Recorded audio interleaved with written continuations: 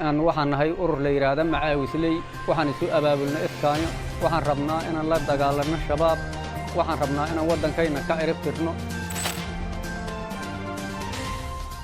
howlgallada militariga iska kaashanayaan ciidamada Soomaaliya iyo dadka deegaanka had iyo goor ma ahan mid si habsami leh ku socda sida laga soo xigtay majalada afka dheer ee Washington Post jarrada laga leeyahay Mareykanka oo soo xigtay 5 askari iyo maleeshiya dadka deegaanka ayaa soo bandhigay dulduleelo ka jira furimaha dagaalka oo sixitaan degdeg ah ugu baahan xoogga hubinta sida laga soo xigtay warbixinta macluusleyda ayaa dhowr jeer dhaqaaqay qorshe la'aan tusaale ahaan bishii hore markii ay isku dayeen inay qabsadaan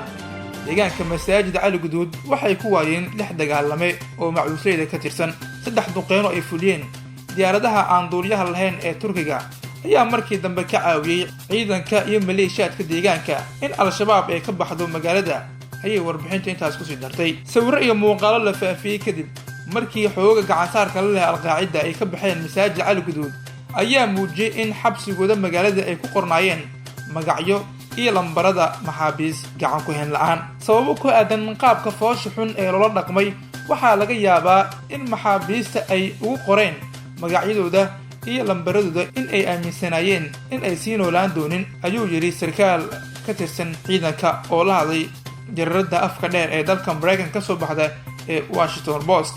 dalduleelada kale ee warbixinta lagu sheegay waxaa ka mid ah in ciidamada aysan deegaanada qaar ku sii raagin taasoo sababaysa in al-shabaab ay dib ugu wareegaan waxayna arrintaasi dharbaxa ay ku tahay kacdoonka socda tusaale ahaan bartamihii bishii November ciidanka ayaa la wareegay degmada Wabxo maadaama aysan haysan cudad ay ku sii joogaan way soo faarujeen 4 maalmood kadib al-shabaab ayaa dib u qabsatay magaaladaasi bishii Agoosto ciidamada iyo xoogga beelaha ayaa galay deegaanka Bukarre ee gobolka Hiiraan ka tirsan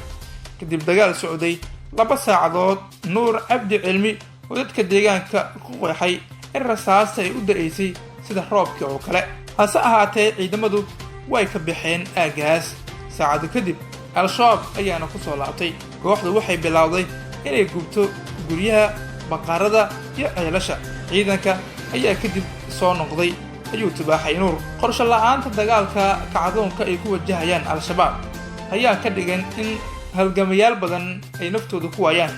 kacdoonka al-shabaab looga soo horjeedo oo ka socda gobolada dalka haddaba dowladda federaalka ah maxaa ugu qorshaysan qorshe la'aantan ay ku wajahayso